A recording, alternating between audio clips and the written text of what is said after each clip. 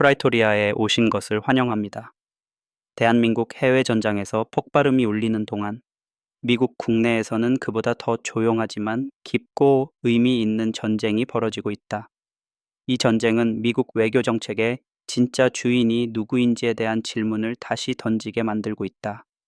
2025년 12월 22일 방송된 저지 나폴리타노 Judging Freedom에서 나온 레이 맥거번의 이야기는 이 조용한 권력 이동을 예리하게 포착하고 있다. 위트커프가 푸틴을 누그러뜨렸는가? 라는 제목 아래 맥거번은 단순한 외교 갈등이 아닌 누가 체스판의 말을 움직일 권한을 가지는지에 대한 싸움이라는 그림을 제시한다. 그의 핵심 메시지는 냉철하고도 분명하다. 미국의 외교 정책이 공식적인 정부 라인을 벗어나 점점 비공식적인 경로를 통해 운영되고 있다는 것이다. 그리고 그 경로들은 결코 중립적이지 않다. 개인 시민인 스티브 위스코프가 세계 정상급 회담을 조율하는 모습은 충격적이다.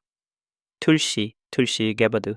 그렇다. 바로 그 툴시가 정보기관 내에서 영향력을 끌어올리고 있다. 맥거번의 전언에 따르면 위스코프는 푸틴에게 이렇게 말했다고 한다. 이봐요, 우리는 정상회담이 필요하다고요. 이 한 문장은 많은 것을 시사한다. 비공식 채널을 통한 대화는 때로는 탁월한 전략이 될 수 있지만 책임성과 투명성이 함께하지 않을 때 그것은 매우 위험한 무기가 될 수도 있다. 그들이 맞게 지적한 부분도 있다. 최근 국가안보 지침은 중국을 경제적 경쟁자로 재정의했지만 이는 동시에 베네수엘라 해역에서 중국 유조선을 압수하고 대만에 무려 110억 달러에 달하는 무기를 지원하는 현실과 정면으로 충돌한다. 맥거번은 이를 지그재그라고 표현한다. 그는 맞다. 문서에 적힌 정책과 실제 실행된 정책이 큰 간극을 보이고 있으며 이는 각기 다른 권력 기반들이 서로 다른 주군에게 보고하기 때문이다. 백악관 핵심 인사, 군수산업체, 매파 성향의 의원들, 그리고 자유롭게 움직이는 민간 협상가들, 이들이 서로 다른 게임을 플레이하고 있는 것이다. 맥거번이 언급한 키신저 비교도 의미심장하다. 키신저는 혼자서 다 했지. 역사가 보여주는 교훈은 단독 외교가 효과를 낼 수 있다는 점이지만 그것이 누구의 손에 의해 운영되는지, 어떤 대가를 치르게 되는지가 핵심이다. 또한 전통적인 기관들이 점점 배제되고 있는 점도 그들의 지적 중 핵심이다. 맥거번은 전 국가정보국장 래트클리프의 영향력이 축소됐고 그 자리를 툴시, 게버드가 채우고 있다고 말한다. 툴시는 딥스테이트 전쟁 중독자들과 그들의 선전 언론이 다시 한번 트럼프 대통령의 유럽과 우크라이나 평화 노력을 방해하려 한다고 썼다. 이를 허세로 보든 체계의 오류에 대한 정당한 문제 제기로 보든 이 말은 CIA 같은 전통적인 정보기관에서 더 정치화된 손들로 권력이 이동하고 있음을 나타낸다. 이러한 권력 이동은 때로는 돌파구를 만들지만 동시에 기존 권력층의 반발도 불러온다. 그러나 맥거번과 나폴리타노는 몇 가지 위험 요소를 간과하거나 축소했다. 그들은 내부 방해, 공화당 상원의원들의 반대, 기밀 유출, 그리고 언론의 음해성 보도를 언급하지만 그것이 어떤 구체적인 결과를 낳는지 충분히 파헤치지 않았다. 도청된 대화가 정치적 무기로 쓰일 때 평화 협상은 외부의 적이 아닌 내부의 파벌 싸움 때문에 무너지게 된다.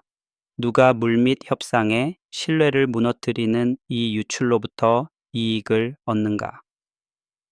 루비오 의원의 공격적인 의회 내 입장, 그리고 군수 산업의 무기 구매 욕구는 개념이 아닌 현실의 세력이다. 대만에 대한 110억 달러 무기 지원은 단순한 주석이 아니라 여전히 전쟁 대비 자체가 제도적으로 우위를 점하고 있다는 강력한 증거다. 그리고 우리는 모순투성이의 전략도 목격하고 있다. 경제 경쟁을 운운하면서도 공격용 무기를 승인하고 정보국장이 자기 조직의 판단을 공개적으로 반박하며 바이든 정부 시절 러시아를 경계하던 전략과 현재의 자세가 충돌한다. JFK가 했던 경고가 다시 떠오른다. 항상 그렇죠. 누군가는 그 말을 전달받지 못해요. 단 한 번의 실수, 한 척의 유조선 압수, 하나의 도청 유출로 수개월간의 조용한 협상이 물거품이 될 수 있다. 이쯤 되면 우리는 역사가 던지는 어려운 질문들을 다시 던질 수밖에 없다. 왜 또 다시 그림자 네트워크가 활개치고 있는가? 공식 채널이 무시될 때 누가 이득을 취하는가? 그 채널들이 실패했을 때 누가 그 침묵을 지배하는가? 이것은 음모론이 아니다. 우리는 이미 알고 있다. 책임감 있는 외교를 대체하는 비공식 경로들이 국가 구조에 어떤 병폐를 만들어내는지를 과거가 그것을 가르쳐 왔다. 지금 벌어지는 일은 단순한 뉴스 이상의 의미를 지닌다. 생명, 국경선, 그리고 민주주의의 기본 원리, 정책 결정은 대낮에 국민이 지켜보는 가운데 이루어져야 한다는 그 원리 말이다. 만약 외부인이 이 말들을 움직일 것이라면 우리는 요구해야 한다.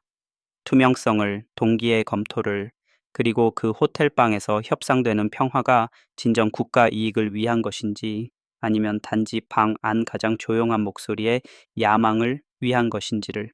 이걸로 끝입니다, 친구들. 채널을 후원하고 싶다면 좋아요와 구독 부탁드립니다. 스포티파이와 유튜브에서 프레토리아 대한민국이라는 이름으로 더 많은 콘텐츠를 확인하실 수 있습니다. 다시 만날 때까지 프레토리아 대한민국의 스키피오 아메리카누스였습니다.